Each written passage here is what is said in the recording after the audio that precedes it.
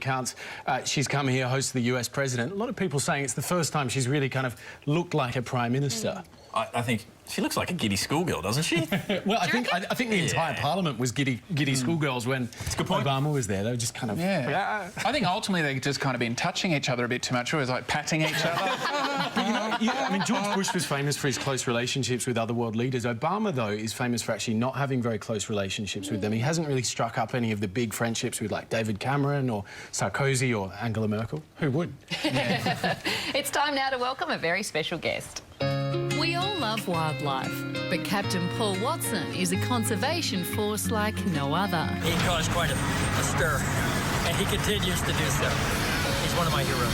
After co-founding Greenpeace in 1971, Paul established the Sea Shepherd Conservation Society 6 years later to end the slaughter of wildlife in the world's oceans. Now, with over 4 decades of experience at sea, he's best known for his efforts aboard the Steve Irwin, which alongside the Addie Gill 2 years ago, intercepted Japanese whalers and made headlines around the world. Oh my God, wow!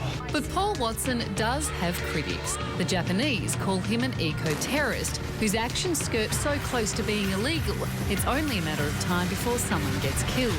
And although Paul claims no one has ever been seriously injured on any of his expeditions, there have been some close calls. He's been hit by a bullet. So who is Paul Watson, pirate or protector? And when the Sea Shepherd's 3 ships and 88 crew members head off to the Antarctic waters in early December to once again face off against the Japanese whaling fleet, which side will claim victory? Please welcome to the project Captain Paul Watson.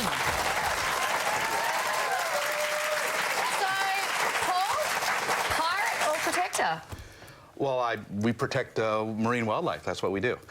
Some people call us pirates, but, you know, if they want to do that, we don't mind. We got our own pirate flag. We'll just go with it. Maybe it's the skull on the... Yeah, we decided to just go with it. But in all seriousness, if you weren't wearing that vest in that footage, that bullet would have hit you in the heart. How far are you willing to go?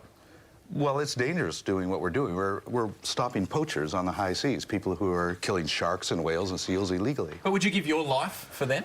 Well, we risk our life. I wouldn't just commit suicide, but yes, we go take those risks. Paul, the old adage is that one man's freedom fighter is another man's terrorist. What's the difference between you and someone that's fighting a resistance struggle? We haven't committed any crimes. We haven't injured anybody, and we don't intend to injure anybody. There's a lot of people that dispute that, though. The Japanese say that you are. Well, they have to prove it. I mean, I either say, look, either arrest me or shut up, okay? You know, you just can't do this. Someone was injured when the Addie Gill in that... One of the cameramen with Animal Planet broke a couple of ribs, yes. And I guess you say that's the links you have to go to try and do what you believe no one else is doing. So it's your job. Well, there are those risks, but, you know, we take every precaution to ensure that we don't hurt anybody. But you have to understand, they're trying to kill us. So if anybody's an eco-terrorist, it's the Japanese whaling fleet. You have to understand, they're targeting endangered whales in an established international whale sanctuary in violation of a global moratorium on whaling, and they're going down there burning heavy fuel against the law. So these people are criminals. OK, you talk about Japan.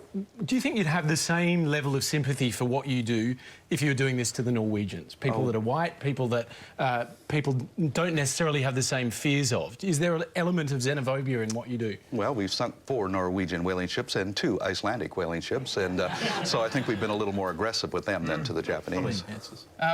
Why do you care? Sorry, that sounds a bit glib, but why do you care so much?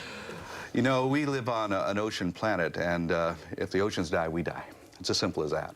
And right now, protecting biodiversity on our oceans, I think, is the most important thing that we can do, because every single commercial fishery is in a state of collapse. The oceans are dying, and we need to protect them. Is this all about the whale meat?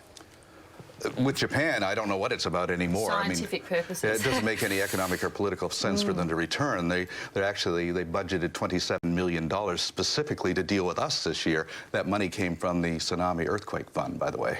Well, they're clearly getting their money from... That's an odd spot to find it. Where do you get your money to be able to fight that kind of resource? We've been growing every year by word of mouth, and we couldn't do what we're doing if it wasn't for the support of the people of Australia. There's just no doubt about that at all. Our support here has grown every year, and we're not a big organization, and we couldn't do what we're doing if it wasn't for the passion, the courage of our volunteers that come from all over the world. Last year we had 88 people from 24 different countries volunteer, including from Japan.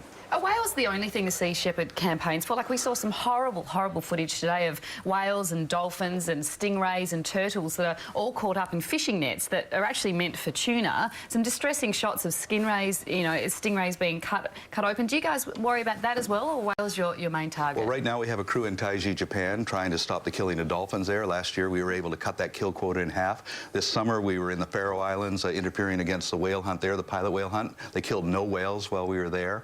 We were in Namibia trying to stop the killing of the fur seals there, which is also illegal. And we have a full-time project in the Galapagos working in partnership with the Rangers and the Ecuadorian Federal Police for 12 years. We busted 65 poaching vessels, and we seized over 250,000 shark fins. Got a lot going on. The Japanese are sinking about $40 million into protecting their fleet this year. You're about to head into what you presume is going to be another big battle. Do you think this time you're outnumbered? We've always been outnumbered. I mean, we go into battle all the time against overwhelming odds, and but I am confident that we can get there. Do you think those odds are too great this year, I guess? I'm confident we can get there. All we need to do is get on the stern slipway of the Nishan Maru, block their ability to load whales. If they can't load whales, they can't kill whales. The only way they're going to stop us is to sink us.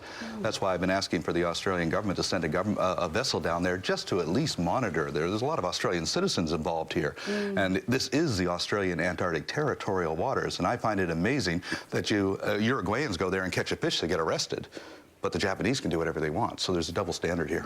Paul, clearly you're passionate about this and doing things that a lot of us wouldn't be willing to, but we support. Will you ever win this fight? I think that we actually succeeded in our objective of bankrupting the Japanese whaling fleet this year. They're only going back now because they say that they won't surrender to us. They're going back with massive government subsidies. I think we're going to have to humiliate them for another year.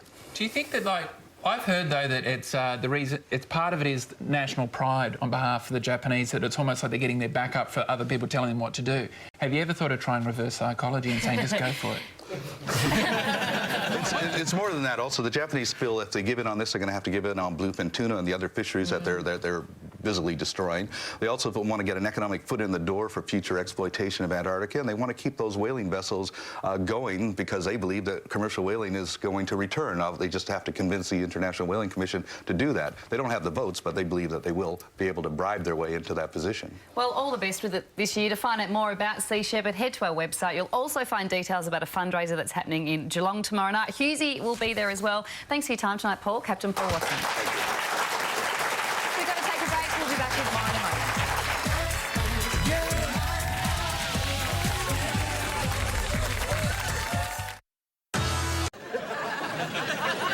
I didn't know you were such a humanitarian.